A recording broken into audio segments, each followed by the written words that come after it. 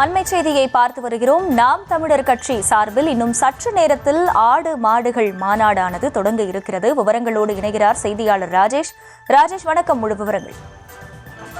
வணக்கம். மதுரையில் நாம் தமிழர் கட்சியின் சார்பில் ஒரு வித்தியாசமான மாநாட்டிற்கு ஏற்பாடு செய்யப்பட்டிருக்கிறது. தமிழகத்தில் இதுவரை மகளிர் மாநாடு, ஆண்கள் மாநாடு, மது ஒழிப்பதற்கான மாநாடு என்று பல வித்தியாசமான மாநாடுகளை பார்த்திருப்போம். இது ஆடு மாடுகளுக்காக சீமான் அவர்கள் போட்டிருக்கக்கூடிய ஒரு மாநாடாக இருக்கின்றது. அதாவது ஆடு மாடுகளுக்கு பேசுவதற்கான அந்த வாய்ப்பு இல்லை, ஆனால் அவைகளுக்காக நான் பேசுவேன். அந்த ஆடு மாடுகளுக்கென்றும் சில உரிமைகள் இருக்கின்றது. குறிப்பாக மேய்ச்சல் நிலம் ஆடு மாடுகளுடைய உரிமை. தமிழகத்தில் மேய்ச்சல் நிலம் என்பது சுருங்கிக் கொண்டே செல்கிறது.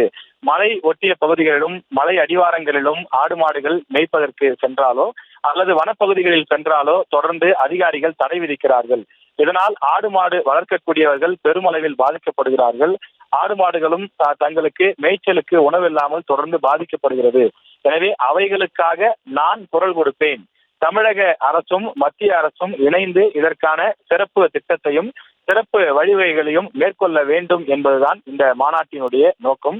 தமிழகத்தில் எப்படி விவசாயத்தின் மூலமாக பல்வேறு தொழில்களின் மூலமாக வருமானம் வரி கிடைக்கிறதோ அதுபோலவே ஆடு மாடுகளும் தமிழ்நாட்டிற்கு பெரிய அளவில் வரி கொடுக்கக்கூடிய, வருமானம் கொடுக்கக்கூடிய செல்வங்களாக இருக்கின்றன என்று அவர் குறிப்பிடுகிறார். தமிழகத்தில் தினசரி லட்சக்கணக்கான டன் கறி, அதே போல பால் போன்றவை தேவைப்படுகிறது. தற்போது தமிழ்நாட்டுக்கு தேவையான பால் மற்றும் இறைச்சி ஆந்திரா, ராஜஸ்தான் போன்ற பல்வேறு மாநிலங்களிலிருந்து கொண்டு வரப்படுகிறது.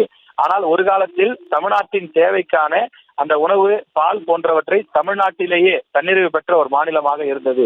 அது போன்ற ஒரு சூழல் இல்லாமல் தற்போது பொதுமக்கள் ஆடு மாடுகளை வளர்ப்பதை விட்டு நாளுக்கு நாள் நகர்ந்து கொண்டே செல்கிறார்கள். ஆனால் தற்சார்பு பொருளாதாரத்தை பேசக்கூடிய நமக்கு ஆடு மாடு என்பது மிக முக்கியமான செல்வம். எனவே அவற்றை பேணி பாதுகாக்க தேவையான நடவடிக்கைகளை தமிழக அரசு ஏற்பாடு செய்து தர வேண்டும் என்ற நோக்கத்திலே நாம் தமிழர் கட்சியின் ஒருங்கிணைப்பாளர் சீமான் இந்த மாநாட்டிற்கு ஏற்பாடு செய்திருக்கிறார்.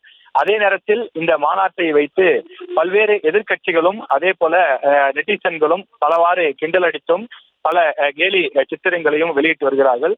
என்னது ஆடு மாடுகளுக்காக மாநாடா என்றெல்லாம் பல்வேறு விஷயங்களும் தொடர்ந்து சொல்லப்பட்டு வருகின்றது. இந்த விஷயத்தை பொறுத்தவரையில 6 மணி அளவிலே சீமான் பேசுவார் என்று எதிர்பார்க்கப்படுகின்றது. தற்போது நூற்றுக்கணக்கான மாடுகள் கொண்டு வந்து அந்த திடலிலே விடப்பட்டிருக்கின்றது. அதே போல ஆடுகளும் கொண்டு வந்து பல பகுதிகளிலிருந்து அங்கு நிறுத்தப்பட்டிருக்கிறது. ஆடு மாடுகளுக்கென்று பிரத்யேக பட்டி போன்று அடைக்கப்பட்டு அங்கு மாடுகள் இருக்கக்கூடிய அந்த பிரத்யேக காட்சிகளை நாம் பார்த்துக் கொண்டிருக்கிறோம். 6 மணி அளவிலே சீமான் பேசுவார்.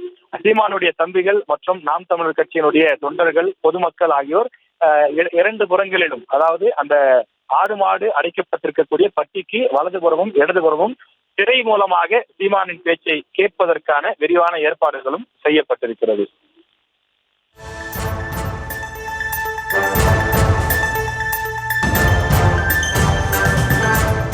முழு விவரங்களுக்கு நன்றி ராஜேஷ்.